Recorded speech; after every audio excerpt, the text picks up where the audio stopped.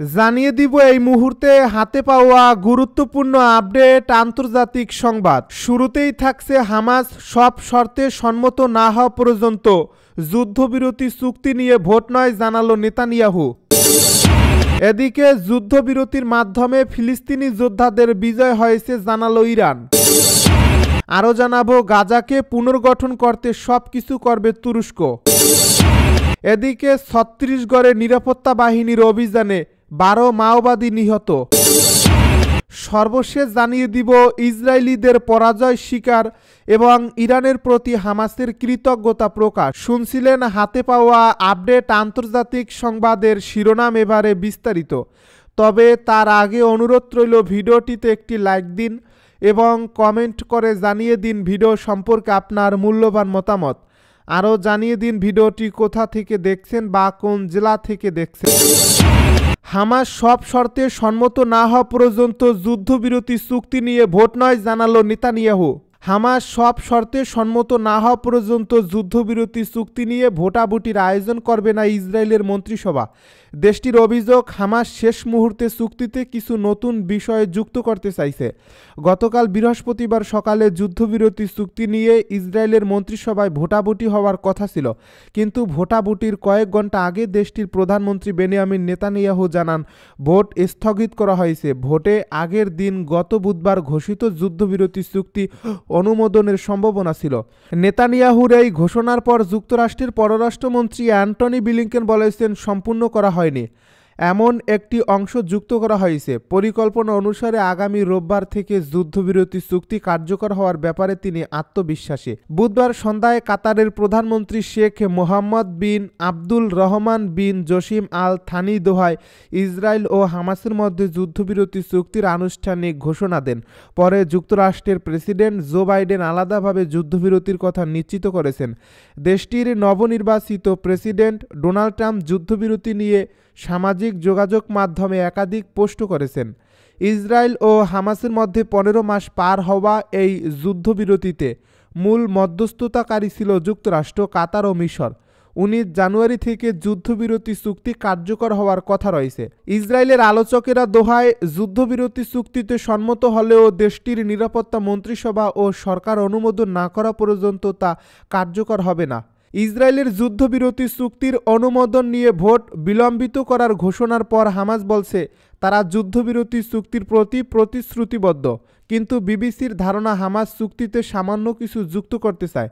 কিন্তু চুক্তি অনুযায়ী ইসরায়েলের কারাগার থেকে ফিলিস্তিনি কয়েদিদের মুক্তি দেওয়ার যে তালিকা করা হয়েছে সেখানে নিজেদের কিছু সদস্যের নামও যোগ করতে চায় হামাস।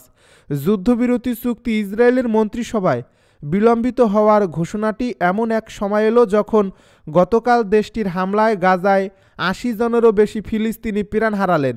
গতকাল সকালে অনুষ্ঠিত মন্ত্রিসভার বৈঠকের কয়েক ঘন্টা আগে এক বিবৃতিতে নেতানিয়াহু অভিযোগ করেছেন হামাস শেষ মুহূর্তে কিছু ছাড় জোর করে আদায়ের চেষ্টা করছে, তাই হামাস সব শর্তে সম্মত না হওয়া পর্যন্ত মন্ত্রিসভার ভোটাভুটি অনুষ্ঠিত হবে না। যুদ্ধবিরতির মাধ্যমে ফিলিস্তিনি যোদ্ধাদের বিজয় হয়েছে বলছে ইরান।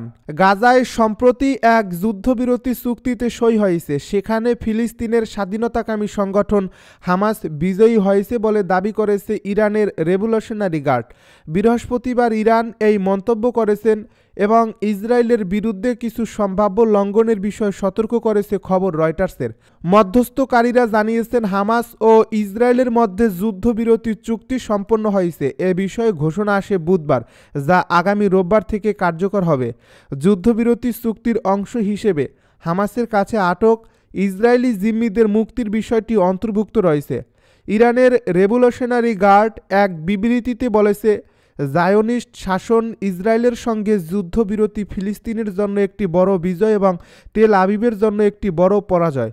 তারা উল্লেখ করেছে গাজা যুদ্ধে স্বাধীনতাকামী গোষ্ঠী হামাসকে অব্যাহতভাবে সমর্থন দিয়ে আসছে ইরান এবং তার মিত্র বাহিনী, যেমন ইয়েমেনের হুতি বিদ্রোহী ও লেবাননের সশস্ত্র সংগঠন হিজবুল্লাহ। গাজাকে পুনর্গঠন করতে সবকিছু করবে তুরস্ক। ফিলিস্তিনের গাজা উপত্যকায় যুদ্ধবিরতি চুক্তিকে স্বাগত জানিয়েছেন তুরস্কের প্রেসিডেন্ট রিসেপ তাইয়েপ এরদোয়ান। তিনি বলেন, গাজাকে নিজের পায়ে দাঁড়াতে তার দেশ তুরস্ক সব ধরনের সহায়তা প্রদান করবে।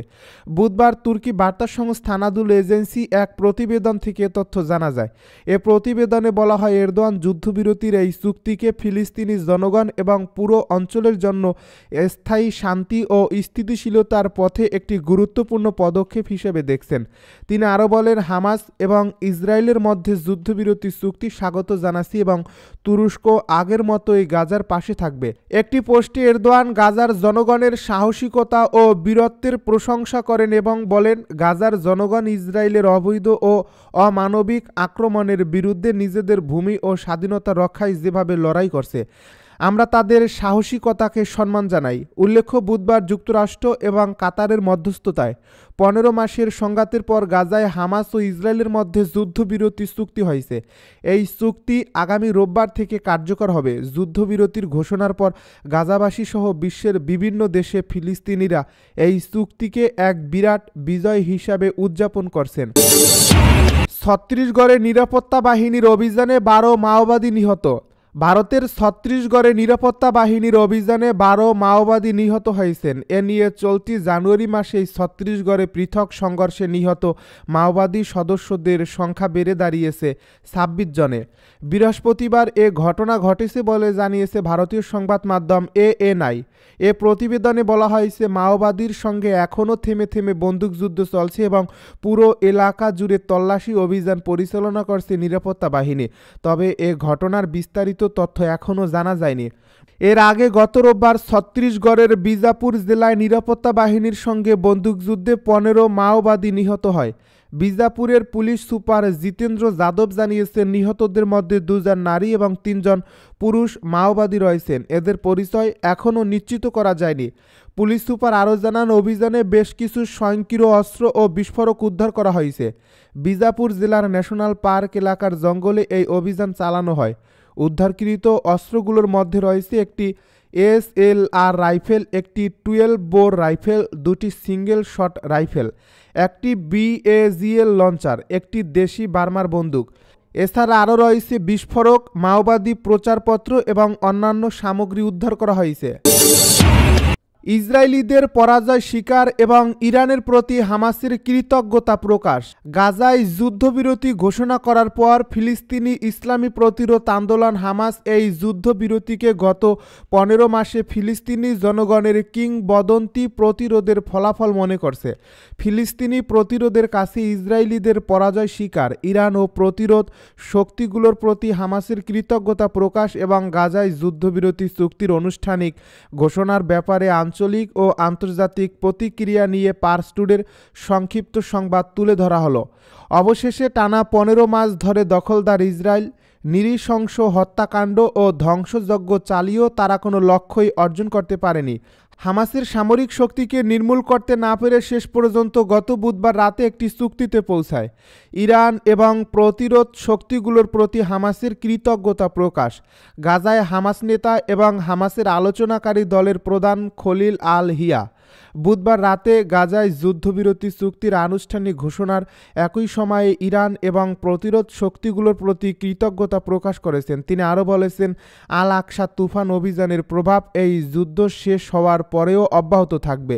গাজায় যুদ্ধবিরতি চুক্তির প্রতিক্রিয়া ইসরায়েলি রাজনীতিবিদ এবং চরমপন্থী কর্মীরা ঘোষণা করছে যে বেনিয়ামিন নেতানিয়াহু হামাসের বিরুদ্ধে একটি পরাজয় চুক্তিতে স্বাক্ষর করেছেন। দৈনিক ইসরায়েল হাইওম পত্রিকার প্রতিবেদক আরিয়েল কাহানা এ প্রসঙ্গে বলেছেন যে নেতানিয়াহু 15 মাস যুদ্ধের পরেও হামাসকে পরাজিত করতে সফল হয়নি।